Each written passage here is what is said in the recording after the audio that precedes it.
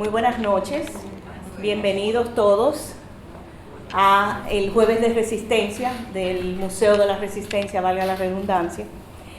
Como ustedes saben, nosotros tenemos un programa de que todos los jueves tenemos actividades fijas de diversos tipos, películas, foros jóvenes, tertulias, etc.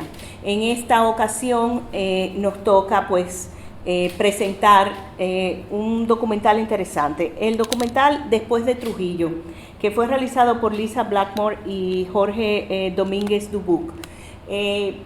A veces, y quiero hacer esa relación, a veces vienen, porque nos ha pasado mucho, vienen jóvenes, estudiantes de universidades extranjeras, muchas veces nos ha pasado, que están haciendo tesis, que están haciendo documentales, vienen y toman referencias, filman y todo.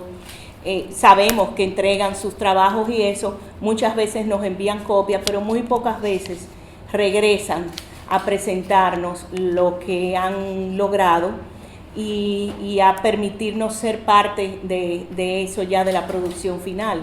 Entonces, para el Museo de la Resistencia es realmente de mucho agrado que ellos ambos hayan vuelto y que pues hoy puedan hacer esta presentación donde al final tendremos la oportunidad de intercambiar ideas.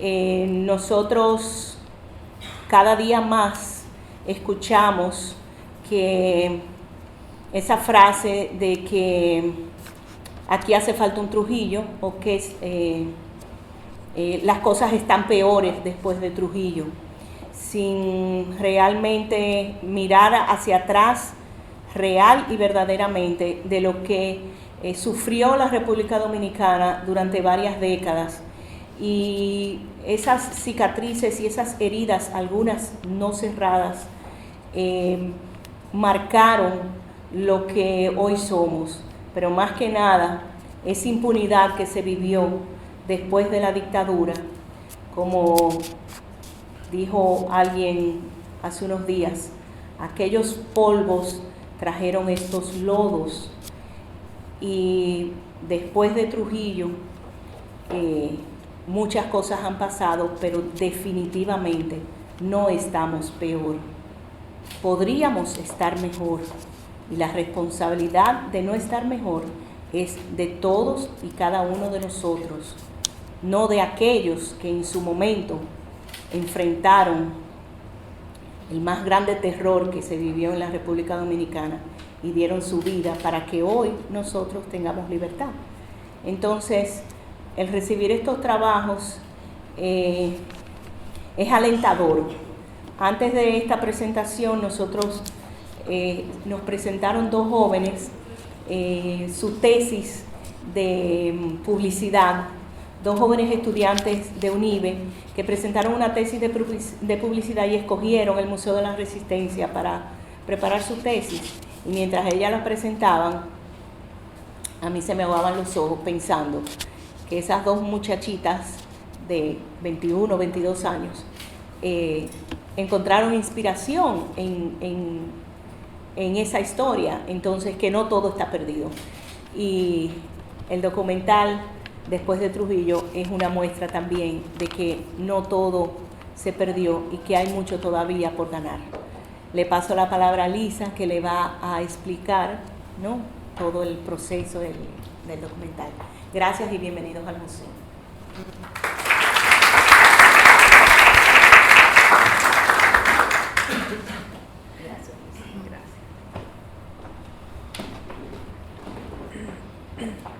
Bueno, muy buenas noches.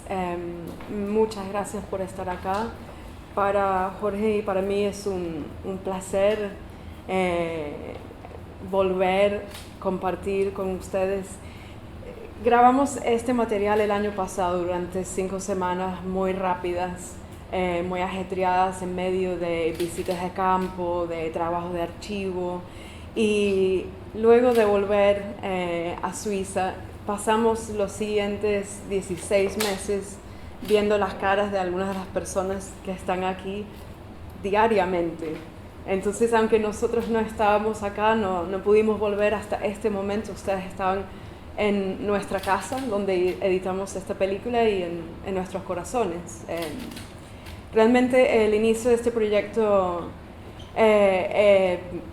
se gestó durante un proyecto de investigación en la Universidad de Zúrich que tiene que ver con el paisaje en América Latina y de entender el paisaje como una manifestación espacial, también una manifestación estética, ¿no? En el cine, en la literatura, en el arte, pero no de una escena complaciente, sino una escena que lleva los rastros, las marcas, las huellas de los distintos procesos sociopolíticos, económicos, hasta climáticos, de conflicto, ¿no? Entonces, el interés surgió por justamente los sitios de memoria de la República Dominicana, y al inicio de este proyecto nos sentimos muy conmovidos por esta historia. Y eso fue, digamos, la semilla de interés. Y luego, al llegar acá y haber estudiado un poco en preparación para este viaje, quisimos unir dos historias que muchas veces no se tratan al mismo tiempo, que son el surgimiento y el desarrollo de la arquitectura moderna en el país, por un lado, y por otro lado, los procesos de resistencia y los espacios de memoria que surgen para justamente hacer, esperemos, imposible ese tipo de nostalgia problemática o esa amnesia a veces que puede suceder con respecto al pasado.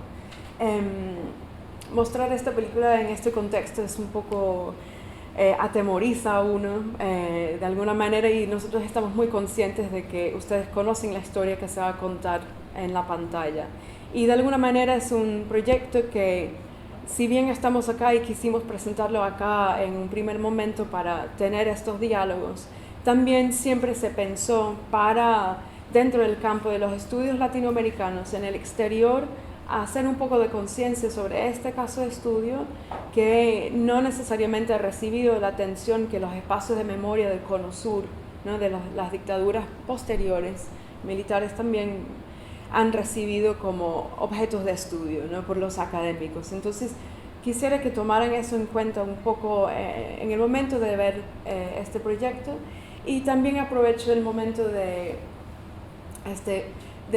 presentar esta página web que realizamos como otro de los productos de esta investigación, y que tiene una finalidad, digamos, bastante didáctica y una finalidad de difusión del trabajo. Este es un proyecto que surgió, digamos, posteriormente a la grabación y la postproducción de la película, y que está alojado como página web dentro de la Universidad de Zúrich.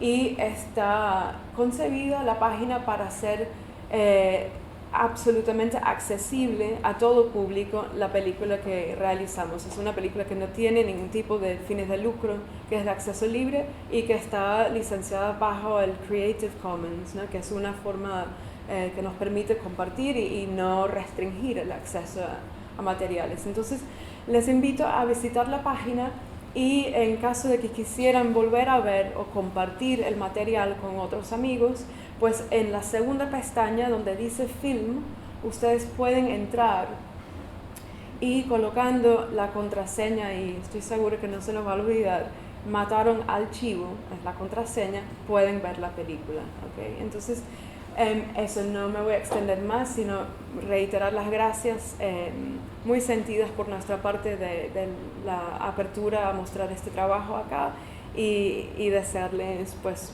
una feliz proyección, y esperemos que les guste. Gracias.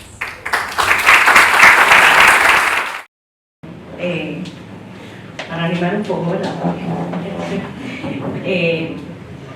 Ellos nos piden que, bueno, iniciemos con nuestras impresiones sobre el documental, y bueno, y me imagino que ustedes también tendrán comentarios. Mira, a mí me pareció excelente. Es un enfoque diferente el enlazar la arquitectura de la dictadura, que definitivamente tiene un discurso, con también todo lo que fue y lo que implicó la resistencia y el terrorismo de Estado. esa arquitectura que permanece hoy en día y que efectivamente han habido distintas propuestas de demoler una serie de monumentos y también propuestas de restaurar espacios como la Casa de la Caoba. Hace unos años había un proyecto de convertirlo en una casa museo por el estilo de la Casa Museo de Hermanas Mirabal y traer al país los restos de Trujillo. Fue una batalla en ese momento porque nosotros como institución nos oponíamos radicalmente a reconstruir la Casa de Caoba y convertirla en un espacio de memoria hacia la figura del dictador. Lo que se recomienda entre los especialistas de memoria y de museos en especial es recuperar el espacio, pero cambiar, recuperarlo dándole un sentido contrario al que tenía. Los arquitectos les tienen otro término que ustedes lo escucharon ahí, que es parecido a lo que hicieron con el obelisco Macho, el obelisco que está pintado con las imágenes de las hermanas Mirabal. En el caso de la Casa de Caoba, nosotros recomendábamos que se convirtiera así en un centro para mujeres.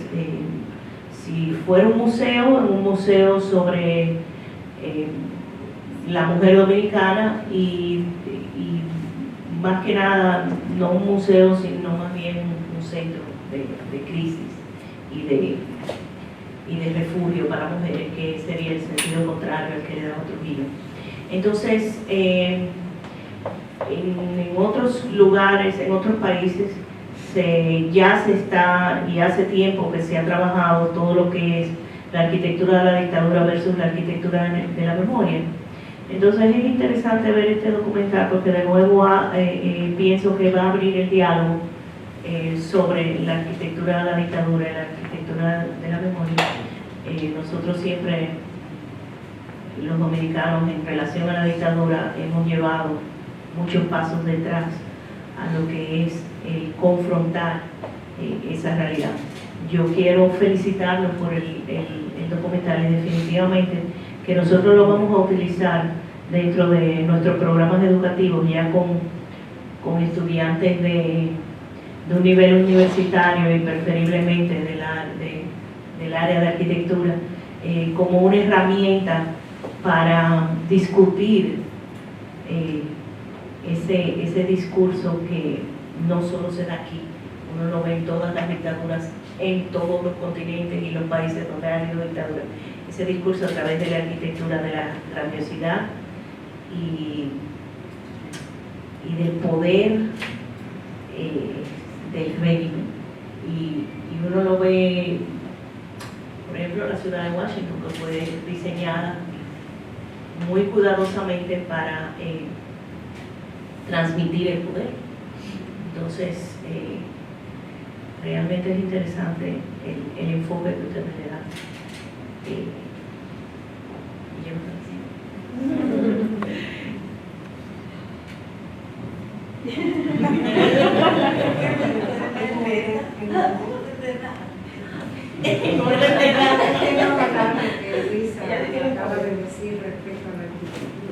En realidad, esa tipología que se repitió en el país entero de los partidos dominicanos, esos vestigos de una dictadura, con los edificios públicos también eran tipo cajón, era austera la estructura, pero era reproducida sistemáticamente en todo el país.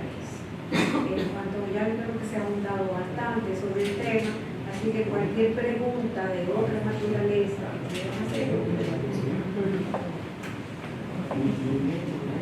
Bueno, creo importante que se tome en cuenta que todas esas estructuras, tanto como la nuestra, la destrucción de nuestra casa, se tome algo que yo pude conocer recientemente recientemente, este año que viajamos a la elección de la directiva del ICON, y el tema era relacionado con museos y paisajes culturales.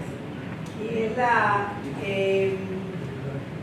conexión de la comunidad, del entorno, con los sitios emblemáticos de esa época, de cualquier época, porque estaban en otra situación. Ya en Europa tenemos la historia mucho más vieja, ¿no? Y el entorno, la comunidad, lo que les rodeaba a cada lugar, se conectaba y era parte de eso, cuidaba o también hacía réplica de lo que era en esos jardines y se conectaba directamente con la historia. Nosotros pensamos que en un futuro cercano podríamos hacer eso con las ruinas, el Jardín Memorial Patria Mirabal allá en Coronfo. Creo que debiera hermosearse algunos lugares que todavía se pueden recuperar y, ¿verdad?, recrear lo cruel de la historia con las personas del entorno y de los demás que conozcan la parte más difícil que se vivió y cómo se luchó contra esa dictadura.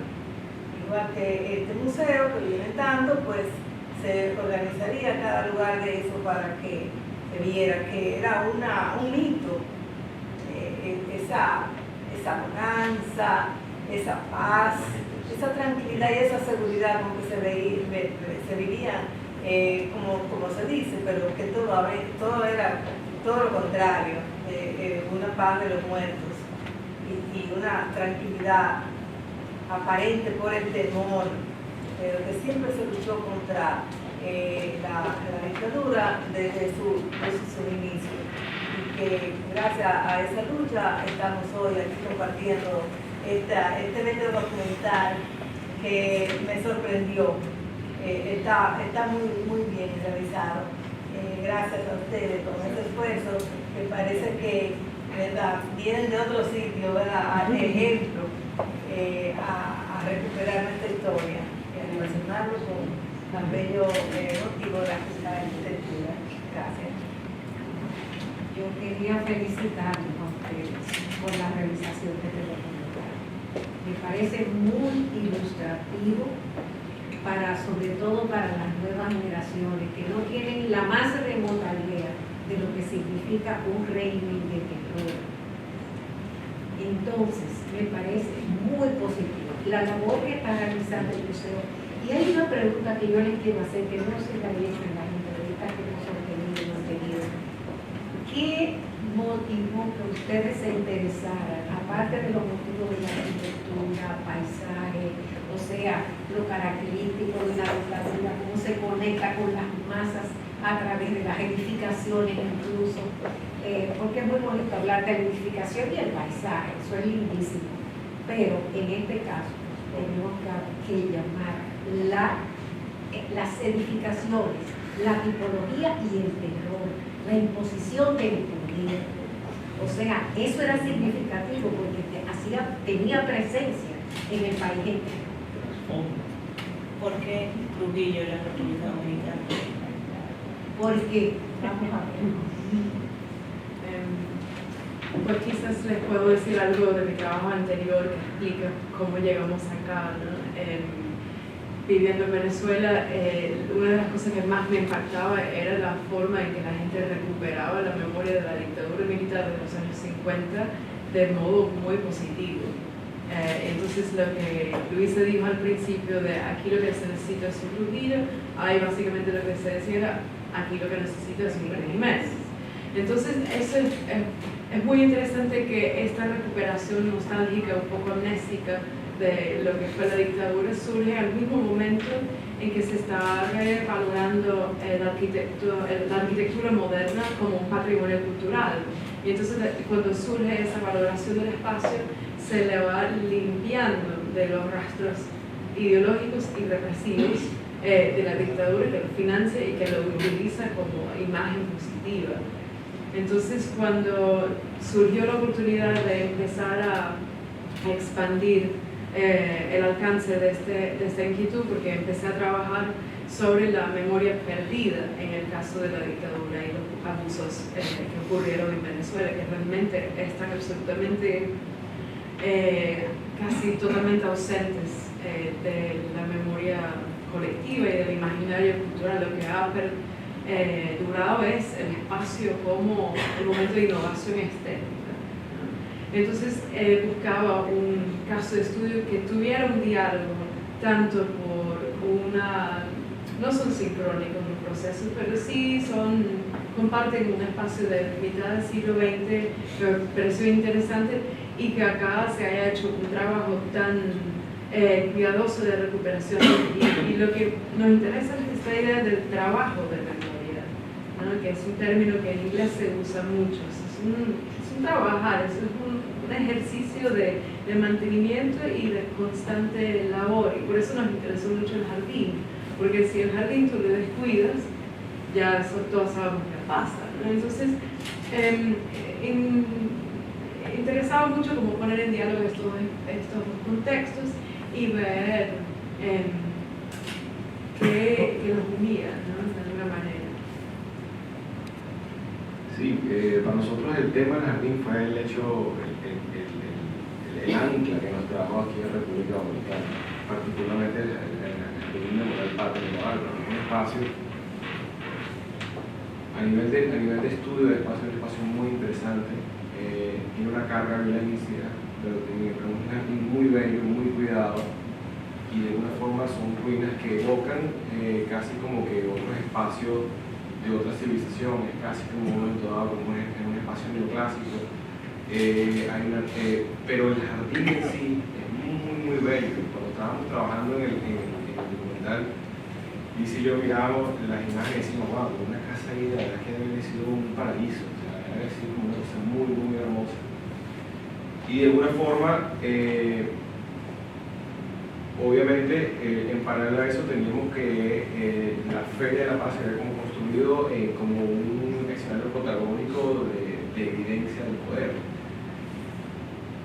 Cuando llegamos acá fue que descubrimos todo lo demás, o sea, básicamente teníamos como esos espacios y esos hechos, y entonces el estar aquí fue que salió todo lo demás. Y bueno, o sea, hay que decir que primero que los dominicanos nos abrieron no solo las puertas de sus casas, sino de sus instituciones, nos dieron imagen, nos dieron material, y eso enriqueció y fue lo que moldeó el trabajo realmente. O sea, el trabajo no lo hicimos nosotros, lo hicieron todos ustedes en esa sensación. Nosotros lo que estamos es como que recibiendo con mucha responsabilidad todo lo que ustedes nos dieron, todos sus testimonios, todos sus espacios, toda su memoria. Y bueno, y por eso nosotros decidimos, primero que nada, antes de iniciar como que como un diálogo con el resto de la comunidad latinoamericana, decimos, bueno, regresamos a la República Dominicana y compartimos lo que nos dieron, ¿no? Eso era básicamente como la intención. Queremos abrir el micrófono al público porque yo me imagino que alguno de ustedes tendrán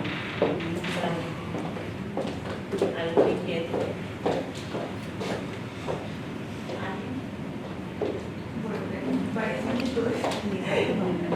Sí, mi nombre es Rosalía Reynoso. Quería primero felicitarlos como dominicanos por este material que nos entregan a nuestro país. O sea, es una joya realmente lo que ustedes han hecho como trabajo. Me pone a pensar como arquitecta, justamente al final del documental, cuánto nos falta por camino, por recorrer en nuestras facultades, cuánto nos falta hurgar en ese tema que no se ha querido tratar. Uno de los puntos en los que ustedes mencionan cómo la feria se ha realizado y cómo ha sido utilizada para actividades ilegales. Yo no veo en esto un desuso del espacio por una conciencia crítica con ese pasado, sino al contrario, por una memoria que no se ha querido tocar. O sea, no nos hemos querido enfrentar a él. Y es una forma tal vez de entregar este espacio a cualquier tipo de uso, no importa cuál, pero no es porque nos hemos sentado como dominicanos a enfrentar eso, Y ya en la parte de nuestra carrera, pues entiendo que no, o sea, no se ha tratado realmente, no es un tema con el que las facultades se involucren. Hablamos de todos los tipos de temas, incluso parecemos más facultades de Estados Unidos o de cualquier otro país que dominicanas. O sea, no nos enfrentamos a ese tema. El tema de Trujillo no se toca y tampoco sus espacios, ni siquiera en ejercicios sencillos de semestre. O sea que realmente ustedes están haciendo un aporte que espero que esto pues, nos abra los ojos a todos. Quería comentarles algo para hacerles una pregunta. En el 2007 yo tuve la oportunidad en Stuttgart de hacer una presentación sobre arquitectura dominicana y me pareció sorprendente porque todos los profesores allí presentes no podían creer cómo esta arquitectura moderna, que fue expulsada prácticamente en el régimen nazi, estaba siendo utilizada en República Dominicana para enaltecer al tirano. Y me tocó mucho tiempo buscar informaciones a los que estaban ahí presentes para demostrarles que sí. Pero hoy viendo el documental me doy cuenta de algo, o sea, viendo mi persona, que realmente en aquel momento yo no estaba tan consciente de esto. O sea, yo respondí entendiendo que sí, es natural. Claro, eso es lo que hizo Trujillo. Pero no lo veía en el contexto europeo, no lo veía en el contexto, por ejemplo, de Alemania, donde esta arquitectura fue expulsada prácticamente del país. La Bauhaus se destruye realmente, el nazi, Hitler fue, o sea, ese fue uno de sus objetivos, destruir lo que era la Bauhaus y todo lo que ella componía.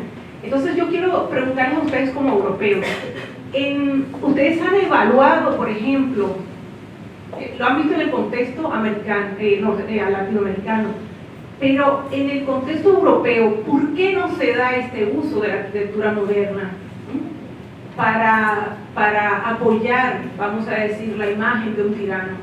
¿Tienen ustedes o se han hecho esta pregunta? O quién sabe si puede ser algo de futuras investigaciones. No sé si tengan esto ustedes planteado. Entonces me gustaría saber qué ustedes piensan en ese.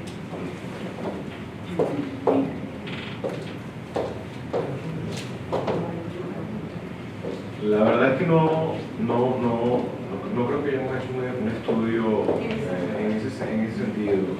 De todas maneras, lo que yo básicamente conozco es que, por ejemplo, Nuremberg, que es este sitio que se construyó para que Hitler hiciera su representación de espacio de poder, fue inspirado en el panteón de Berna, que era en lo que hoy en día es Turquía, y que era el templo de Zeus. Y de alguna forma hay una situación súper interesante con ese panteón en particular, porque en una de las cartas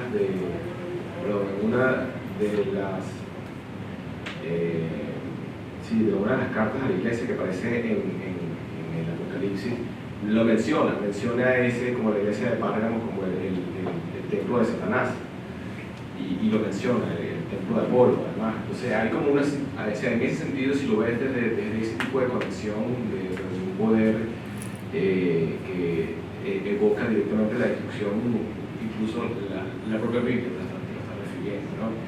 Y de alguna forma se inspira el arquitecto se inspira en el templo de Páramo, porque el templo de Páramo es trasladado. Sin embargo, la forma oficial, como de decir, no es necesariamente clásica, ni es un neoclásico, ¿no? Yo creo que la simpleza de la arquitectura moderna, que lo que propone la Bauhaus es básicamente como que la arquitectura hacia las masas, y el fenómeno de la modernidad y el resto del planeta que empieza como a utilizar como ciertos materiales concreto, se propaga de una forma también como con la facilidad de las formas, ¿no? La vuelta a la forma clásica, incluso tú lo ves como repetida en el templo de Luxor, en Egipto. O sea, el cultura del dominio, ¿no? Es muy parecida a una forma Lo único quizás que las relaciones entre Franco y Trujillo y Mussolini y Trujillo son notables, ¿no? Entonces ahí sí hay unas referencias o unas similitudes estilísticas entre los edificios que se hacen acá, que ya se habían hecho allá. El propio Teatro Agualuz es algo que se hace acá después de que Trujillo viaja a Barcelona y ve la fuente allá. Entonces sí se dan como estos intercambios y bueno, hay como puntos de encuentro interesantes. Yo quiero agregar algo.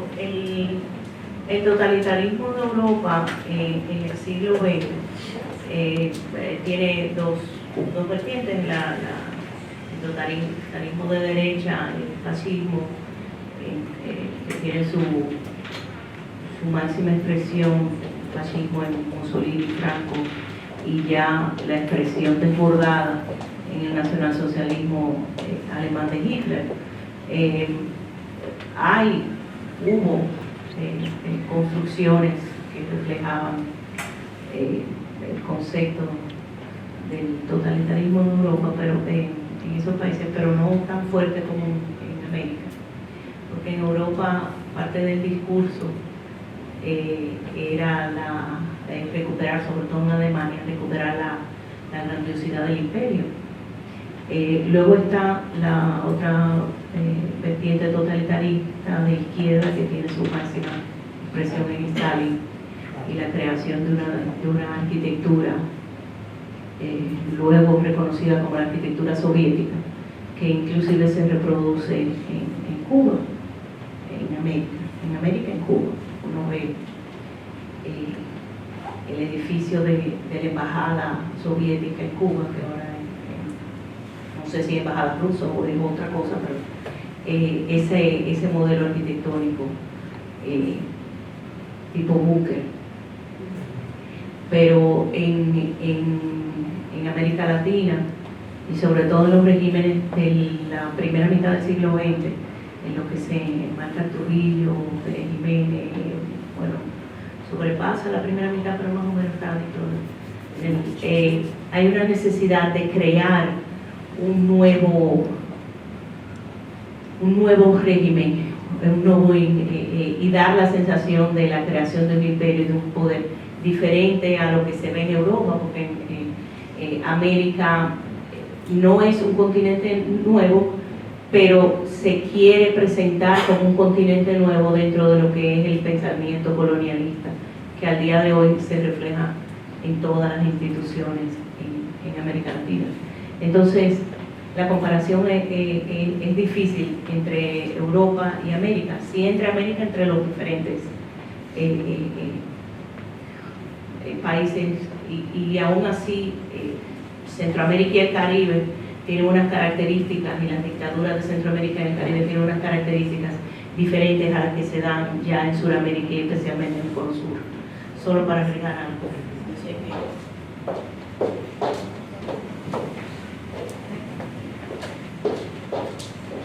Quería felicitarlos a todos por el trabajo que ustedes realizaron. Creo que es sumamente interesante. Además, tiene una visión crítica del modelo, del diseño arquitectónico de lo que fue la era. Yo lo que quería señalar, una pequeña reflexión.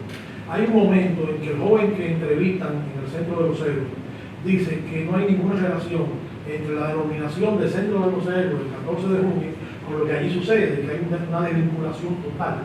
Allí donde están enterrados los restos de los expedicionarios del 14 y el 20 de junio de 1959, él denuncia eso. Creo que ahí hay una crítica velada en el sentido de que luego de la muerte de Trujillo, a pesar del júbilo de la libertad, no se produjo un proceso de destruidización ideológica de lo que había sido el régimen trujillista. Eso tiene mucho que ver con el retorno en los años posteriores de lo que era de alguna manera la maquinaria política del régimen, la maquinaria intelectual después de la revolución de 1965. O sea, no se pudo producir ese cambio de la mentalidad, por eso no hay realmente incluso aquí se destruyó el centro de tortura más horrible de las 40, se destruyó cuando debió conservarse como un museo de denuncia de las atrocidades que allí se cometieron. Entonces se demolió precisamente para evitar que se convirtiera en una demostración de denuncia de lo que fue la dictadura trujillista. Entonces parte de ese proceso, por supuesto, toda la visión trujillista está muy enraizada en ese concepto de la glorificación de la personalidad a través de la historia. Hitler, cuando fue a París, una de las encomiendas que le hizo a su arquitecto favorito era construir un nuevo Berlín para superar a París en todos los sentidos, hasta el grado de que incluso había ideado, se había proyectado la posibilidad de construir una gran tribuna que llegara a las nubes, de donde Hitler con grandes reflectores se dirigiría al pueblo alemán. Todo este tipo de deformación, todo este tipo de barbarie desde el punto de vista ideológico es común a todos los dictadores, claro, con niveles culturales diferentes, distintos por las culturas, pero es común, es lo mismo siempre en todos los lugares. Entonces, lógicamente, lo que parece la indiferencia de la gente, lo que decía el arquitecto Rancière diciendo que finalmente lo olvido, lo puedo olvidar, todo este tipo de cosas. Sin embargo, nosotros tenemos que construir la memoria, que es lo que se hace aquí en este lugar. O sea, la memoria crítica del pasado, para que el pasado no se reedite, porque los seres humanos tienden a olvidar y a repetir el círculo vicioso, estos procesos, estos diseños, y construir realmente en función del ser humano. Solamente quería señalar esto y decirle que brillante, realmente nos conmovió mucho el trabajo de ustedes.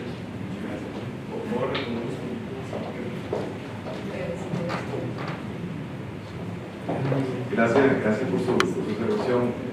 Yo creo que es importante también como para nosotros, nosotros nos dimos cuenta que había tres visiones, los tres arquitectos, los dos arquitectos y los urbanistas son tres visiones totalmente diferentes sobre la feria. Uno es el tiempo lo cambió el espacio. La otra versión era la de resemantizar los espacios. Y la otra versión, que es el urbanista que dice que es mucho más joven, él viene de una generación, las personas que están como alrededor de su generación, todos recuerdan la feria, pero no lo vinculan para nada con la dictadura. Entonces, ellos dicen que, bueno, que la resemantalización no ha tenido éxito y que no lo asocian. Y ellos dicen que tampoco la gente común tampoco lo asocia. Entonces, bueno, quisimos presentar las tres versiones.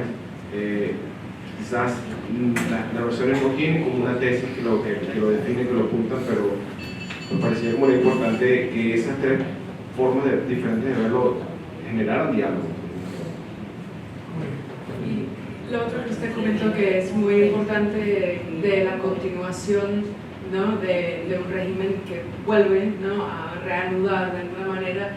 Nosotros no abordamos eso con la profundidad necesaria y de eso nos dimos cuenta después de terminar el trabajo y de grabar hasta el último día. Y es un vacío que cabe llenar con el trabajo posterior de esta investigación que sigue, ¿no?, que no va a meterse en este documental, pero sí en trabajos posteriores. Y justamente estando acá, revisando prensa de la época, o sea, del momento del 59 hasta el 61, y viendo la forma en que se comunica la información con respecto a la conmemoración de Trujillo y que después se da paso a un nuevo tipo de memoria crítica que empieza a conmemorar el 30 de mayo, los expedicionarios, y empieza como a sustituirse esta celebración del dictador como una forma muy parecida de presentar la información, pero que se recuperan otras fechas, otras figuras. Y luego, evidentemente, cuando viene el 65, que uno está viendo el mismo periódico y absolutamente, pues los medios de comunicación cambian de bando nuevamente.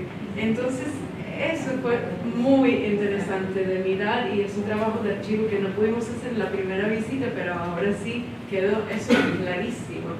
Y es un tema absolutamente crucial que en todas las proyecciones me parece que la gente lo ha señalado como una molestia, un malestar, de una necesidad de unir. Y acá en el museo lo hacen, ¿no? La historia va hasta los 60, 70 me parece. Ajá, entonces esa periodización de la historia es importante, y acá, bueno, hay como un salto, ¿no?, entre aquel momento de los 50 hasta la actualidad, donde estamos muy conscientes de que hay falta elaborar más trabajo. Sí, qué bueno que pusiste sobre la mesa eso. Resulta que en la dictadura de Trujillo, que siempre le corrijo a los un poco mayores de 50, que no le sigan diciendo era, que le digan dictadura, pero es algo que aprendieron desde chiquito a decirle era, ¿no? Y sale automático. La dictadura de Trujillo es difícil ya de decir que no tuvo esas partes malas. Pero ¿qué pasa? Cuando aquí cae la dictadura, hay un periodo democrático, viene la Guerra de Abril y retorna al poder el último presidente de la dictadura de Trujillo. Entonces, ese último presidente que retorna y establece su propia dictadura, se encarga de terminar un proceso que él deja trunco en el 61, principio del 62, que es el borrar la memoria de la dictadura. Y una de las herramientas más efectivas para borrar la memoria de dictadura es el borrar la arquitectura que recuerda la dictadura, pero también borrar los espacios que recuerdan la resistencia a. Y pasa desapercibido cómo se transformó la cabeza del Puente Duarte. Ya sí, pues es difícil de que pase desapercibido la demolición de la 40, pero todos los espacios, todos sin excepción, porque la 40 no fue el único centro de tortura, pero todos los espacios sin excepción fuera de lo que eran bases militares, espacios militares, fueron entregados a las iglesias, todos los espacios de represión de la dictadura. Balaguer se los entrega y los transforma, y ahí nosotros tenemos el segundo centro de tortura más importante, que es la cárcel del 9, que es ahora mismo un centro de oración de las hermanas y de retiro de las hermanas, no, salesianas.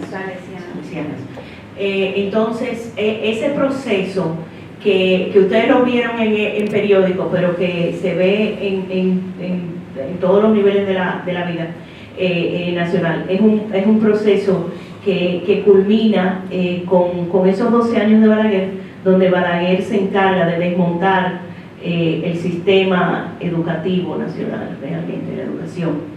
Se encarga de borrar la memoria a través de la arquitectura de la dictadura y crear una nueva memoria, y utiliza en forma más inteligente y más sutil la construcción de la grandiosidad arquitectónica, y ahí tenemos nosotros la Plaza de la Bandera y el segundo centro del poder del país, segundo centro donde está la Junta Central Electoral frente a las Fuerzas Armadas, ahora Ministerio de Defensa, y otras cosas más.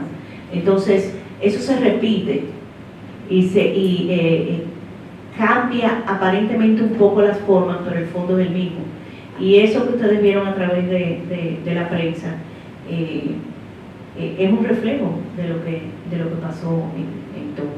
Entonces, Trujillo lo hizo, respondió a una época, y Balaguer aprendió muy bien la lección y evolucionó y la transformó a su propia época, y inició la construcción de una nueva República Dominicana, una nueva sociedad, una sociedad diferente. Inició esa, y que es el producto que nosotros vivimos hoy en día. Es una creación de esos 12 años de Balaguer, luego los otros 10 años más.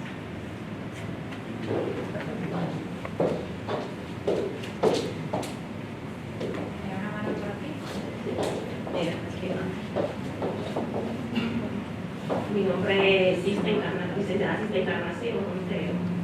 Una vez más de lo que a ustedes por su trabajo que han hecho. Y más bien darle las gracias al museo por invitarme, de verdad, documentar. Y penas a la vez que faltan jóvenes, que faltan políticos, para que mantengamos esta alimentación que hemos tenido de lo que es la historia contemporánea, la historia antigua, la contemporánea y hasta la actual. Porque dentro del documental, aunque está basado en lo que es la arquitectura, pero también está lo que son los gobernantes, está lo político y está lo que es la democracia y la dictadura. ¿Por qué no reflejar la memoria cuando entiendo yo que estamos perdiendo un poco de lo que es democracia? Porque para salir de lo que es dictadura, tuvo que surgir lo que es la democracia. Entonces, cuando los políticos ven documentales como estos, pues tienen la capacidad de reflexionar de cómo vivían antes en Castillo, aquellos que dictaban, y cómo hoy están abandonados. Esto surge a raíz de empoderarse y creerse que son todo ellos un castillo. Entonces hay que empoderarse siempre. Mira cómo surge el movimiento del 14 de junio. Si ellos no se reúnen y comienzan a hacer ese emblemático y juntarse y juntar ideas, pues entonces quizá todavía estamos viviendo momentos difíciles. Entonces yo entiendo que los jóvenes, los políticos y toda la sociedad debemos de nutrirnos más de lo que son estos documentales para que para el futuro tengamos más conocimiento, podamos generar ideas y podamos seguir fortaleciendo lo que es una democracia para tenerlo antes, lo después, lo contemporáneo. Y que hoy es Trujillo, pero que mañana van a ser otros documentos que no son Trujillo, pero cuando tú los relaciones, quizás haya diferencia, pero quizás no tan justa. Así que yo lo felicito por su trabajo que han hecho. Y felicito al museo una vez más por encontrarme dentro de esta oportunidad de conocer lo que es antes y estar viendo lo que es hoy.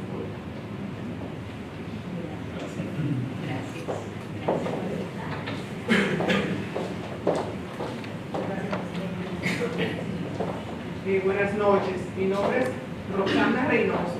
Quiero felicitarles a ustedes los investigadores por ese magnífico trabajo, tanto la investigación como el documental. También felicitar a la señora Cabral, a la señora González y felicitar al museo por darnos esta oportunidad de compartir esta noche. Tengo algunas impresiones muy positivas. Por ejemplo, me ha llamado mucho la atención la declaración que dio al inicio del documental el geógrafo, cuando él habla, o sea, cuando muestra el mapa de la isla y habla sobre ese proceso de segmentación, luego de regionalización y finalmente descentralización. Yo creo que eso se marcó en la idiosincrasia del dominicano. Y precisamente como que ese proceso de estrechamiento y luego ensanchamiento y luego estrechez, yo lo relaciono mucho con la frase que dijo usted de que las hermanas Mirabal no lucharon por los derechos de ellas, porque es una confusión, que se entiende como a nivel feminista, hacer el enmarcamiento del derecho, que ellas reclamaban, sino el derecho de todos, el derecho de los demás. Me gustó mucho ese enfoque. También me gustó mucho el hecho de que lo que hemos conversado acá, todavía mucha juventud, lamentablemente, tiene la idea, evoca a Trujillo. Yo pienso que que aparte de que no se nombró una comisión de la verdad, también está el hecho de los desórdenes de nuestra democracia actual, porque yo pienso que haber abandonado a Trujillo no significaba haber entrado en un caos. Entonces ese caos, por falta de conocimiento de historia, hace que muchos jóvenes evoquen la dictadura de Trujillo. Entonces esa es una parte que nosotros tenemos que seguir trabajando, porque lamentablemente si no, viviremos en esa dicotomía. Porque incluso yo le preguntaba el día pasado a una señora de 84 años, ella era opuesta a Trujillo, le pregunté, ¿y cómo usted siente la sociedad hoy en día? Y ella me hizo un desorden, un total desorden, y ella era opuesta a Trujillo. Entonces, de verdad me ha gustado mucho el trabajo. Otro puntito es, por ejemplo, no sé si ustedes saben que el Teatro de Agua y Luz fue mucho tiempo un lugar de, donde se hacían espectáculos. Me hubiese gustado como que en esa parte ustedes hubieran incluido, porque eso tiene que ver con la historia nuestra y me gustó también la utilización del merengue. Así que les felicito.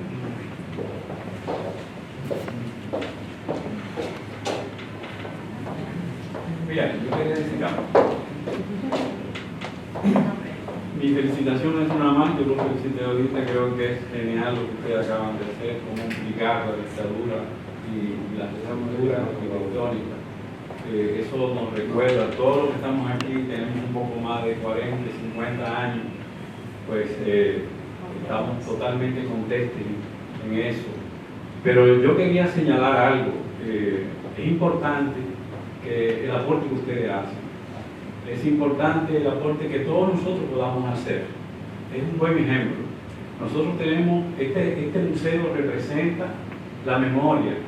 Aquí están todas las documentaciones de que podamos pensar desde hace unos 50, 60, 70, 80 años atrás. Están aquí. Lo que hay es que rescatarlas y yo pienso que darlas a conocer más, ponerlas más al desnudo, para que nuestro pueblo las conozca. Pero definitivamente yo soy de los que creen que la historia no marcha hacia atrás. Yo creo que la historia marcha hacia adelante. Y que nosotros somos los encargados de tener que interpretarla y aportar y transformarla permanentemente. En la República Dominicana, yo soy de los que creo que no se puede decir, pensar y decir que nos estamos quedando atrás, que vamos caminando, que no hemos estancado, que vamos retrocediendo. Yo no creo eso. Yo creo que la República Dominicana en el momento actual, independientemente de las diferencias políticas o ideológicas, está en un proceso de crecer, de avanzar.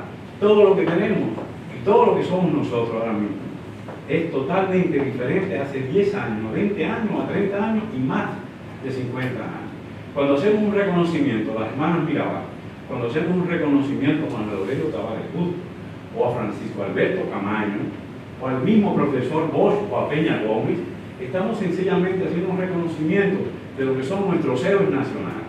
Y yo pienso que a eso hay que entenderlo, y hay que buscar la manera de cómo conectar eso con la conciencia nacional, sobre todo con los jóvenes, que de ninguna manera van a ser igual a mí o igual a Tony, que ya tenemos 60 años, 70 y pico de años, como tengo yo por ejemplo. Entonces, eso es diferente. Tenemos que entender que nuestras juventudes aprecian el momento y se proyectan en la historia de manera diferente. Lo que hay es que sí decirle a ellos cuáles han sido los que nos han antecedido, para que puedan fortalecer sus valores y sus principios. Eso es diferente. Pero aquí, y yo lo digo, porque en nuestro país hay mucha gente que piensa, que vive pensando que vamos hacia atrás, que estamos estancados, que esto se acabó. No creo eso. Yo particularmente creo que lo que sí es que hay que fortalecer el futuro sobre la base de los ejemplos que tenemos y los valores que nos han dejado nosotros, lo que son nuestros héroes nacionales, que tenemos que honrarlo todos los días. Por eso yo pienso que esto que ustedes han hecho es un gran aporte. Y ahí tenemos cantidad, en este lugar hay todo lo que necesitamos para propulsar la historia, que nuestros jóvenes la conozcan. Ahora mismo tenemos un gran desafío, que es no dejar atrás, no dejar impune hechos que han acontecido en nuestro país, y que aquí el Museo Memorial de la Resistencia ha luchado desde que se fundó hasta el momento actual, para que todavía hoy se rescaten y se pueda llevar a los tribunales todavía hoy, aspirar a eso, aquellos que cometieron grandes crímenes en nuestro país. Yo estoy de acuerdo con eso, pero eso no es marchar para atrás, aunque haya acontecido hace 50 años. No, eso representa el futuro, que es lo que señalaba la joven. Muchas gracias.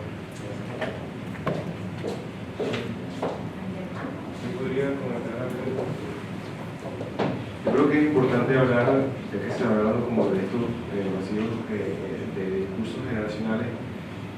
Cuando lo vimos el año pasado en la casa museo, en la casa de la Ramón Mirabal y aquí en el Museo de Resistencia, había una cantidad de niños gigantescos. O sea, creo que hay las generaciones que van a crecer ya van a ver como mucho más conscientes con ese vacío.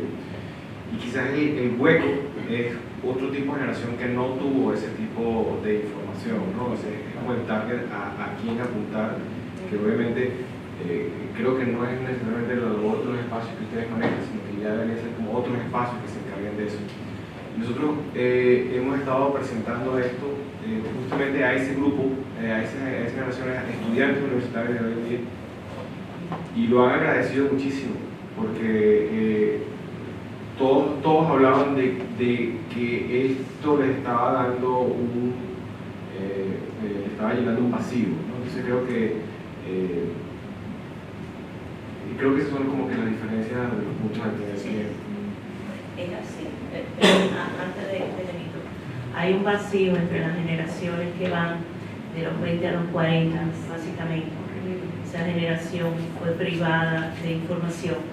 Hay un vacío un poco menor de la generación de los 40 a los 50, pero las nuevas generaciones ya tienen acceso a la información y es impresionante cómo los chicos que ya van de los 8 años a los 18, vamos a decir, cómo manejan el tema de la dictadura de Trujillo y de la dictadura de Balaguer.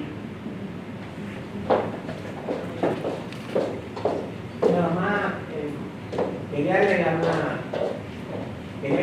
una cosita nada más. El ejemplo de aquí del Museo Memorial es importante porque permite, y seguir un programa que tiene aquí, yo mismo he participado bastantes veces, con los estudiantes del bachillerato, pero realmente la deficiencia está en nuestro sistema educativo. El sistema educativo dominicano lo hemos visto ya ahora en estos días mismo con el informe de PISA, que nos quemamos en todo, principalmente en las materias básicas, no digamos ya de matemáticas, también en ciencia, tanto en las ciencias naturales como en las sociales principalmente. Y eso se ve incluso a nivel universitario. Lo digo que yo estoy muy ligado al movimiento estudiantil, de donde fui dirigente estudiantil en mis años juveniles, y soy un comité permanente del Comité 9 de Febrero, de la Fundación 9 de Febrero, que fuimos ametrallados frente a Palacio en 1966. Y realmente es penoso, es algo que comenzó precisamente, Balaguer lo señalaba Luis ahorita, pero desgraciadamente se mantiene en el currículo del estudiantil dominicano.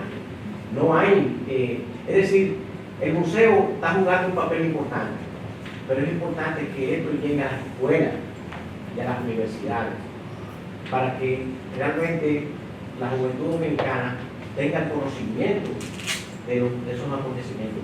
Por eso, el joven que decide, que señalaba Antonio ahorita, de que la juventud no relaciona, la comunidad no relaciona mucho el asunto de la feria con el nombre que tiene actualmente, que es Centro de los Héroes, de Constanza, Antonio y Perón. Sin embargo, la gente lo llama la feria y lo relaciona más bien a la majestuosidad del régimen de Trujillo, que es algo que, por lo que se organizó al país para mantener esa dictadura personal de Trujillo. Entonces yo pienso que una de las cosas que nosotros tenemos que, a través de este documento, de este documental que ustedes han hecho, también me uno la felicitación porque es un esfuerzo bastante completo. Pienso que una de las cosas que debe complementar todo esto es que esto vaya a las escuelas, que se proyecte en las escuelas, porque el museo desgraciadamente no tiene la capacidad para poder fomentarlo a nivel masivo. Aquí viene selectivamente, vienen estudiantes, pero no vienen, todas las escuelas no pueden venir aquí. Hay que ir a las escuelas. y llevar esto. Entonces yo pienso que eso es algo sobre lo que Balaguer, con mucha inteligencia desde su punto de vista, lo manipuló desde que comenzó a desmontar siendo secretario de Educación en el sistema austrociano en el país, y que los gobiernos que no han sucedido han continuado esa misma práctica, sin diferencia ninguna.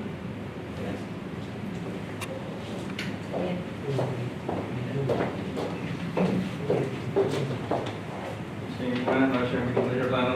Me gustó bastante el documental porque es una muestra de que esta institución, el Museo Memorial de la Resistencia, da la oportunidad a que vengan personas de fuera y con toda la información que se tiene acá se pueden hacer estudios, se pueden sacar conclusiones tan interesantes como esta.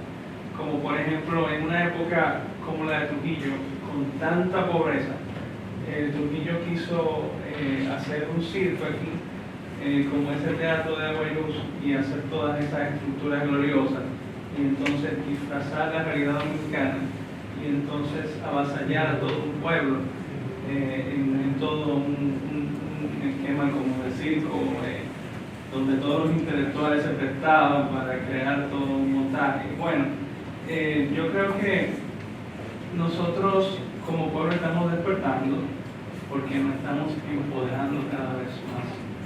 Y alguien señalaba ahorita lo de DUC, lo de PISA, el informe de PISA. Ese es el despertar del dominicano, o sea, ya estamos siendo críticos, tenemos la oportunidad de valorar nuestra realidad. Y instituciones como esta, que no son más que el empoderamiento ciudadano, como lo es los ciudadanos que conforman la Federación de Fundaciones Patrióticas, es un ejemplo de que nosotros estamos reconstruyendo nuestra historia, y ya los jóvenes de las generaciones del 2000 en adelante ya van a tener la oportunidad de leer una historia bien armada, o sea, una historia sin cabos sueltos. En mi caso, yo tuve la oportunidad de venir a estos foros y ver de primera fuente a los actores y conocer la historia, pero la mayoría de los jóvenes no tuvieron esa oportunidad, y creo que es un buen precedente esta iniciativa. O sea, estamos por buen camino. Gracias.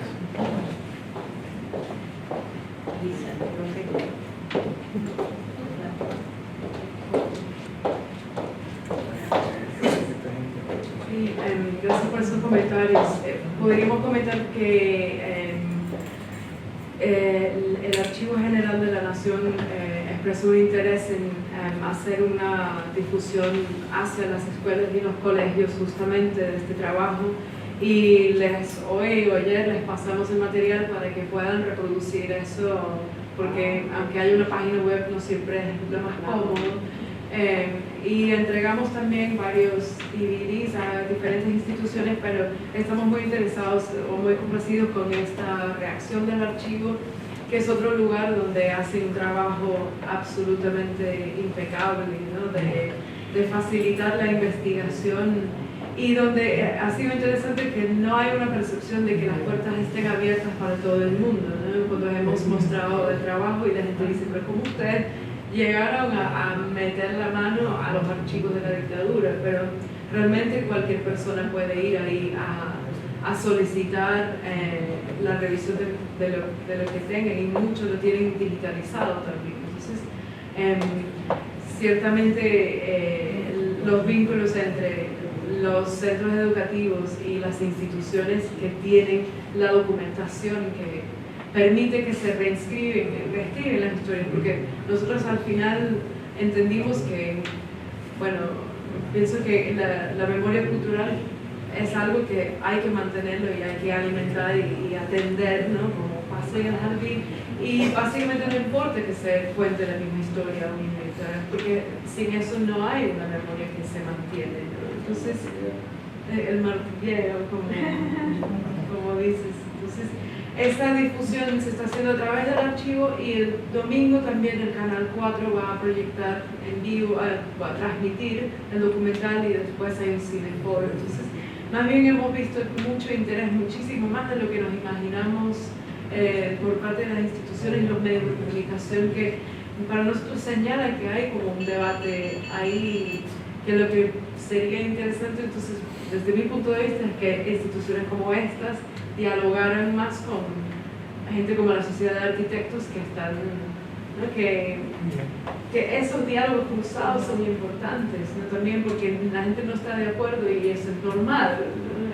Pero los diálogos que se dan en esos contextos son interesantes porque el patrimonio es de todos al final.